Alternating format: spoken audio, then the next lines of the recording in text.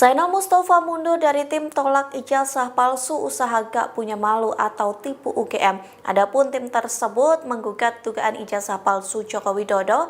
Pengunduran diri Zainal Mustafa terjadi seusai ia menjadi tersangka terkait kasus pemalsuan dokumen.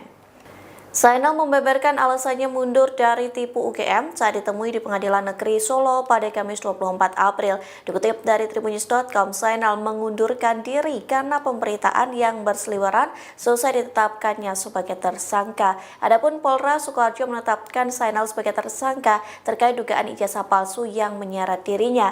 Zainal mundur lantaran berseliweran seolah-olah perkara gugatan ijazah Jokowi merembet ke dirinya.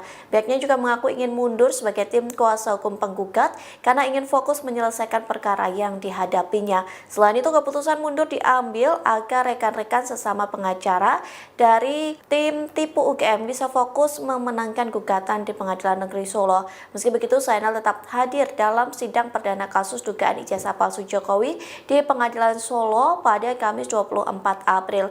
Kedatangannya untuk memberi semangat kepada tim tipu UGM yang berjuang dalam kasus tersebut.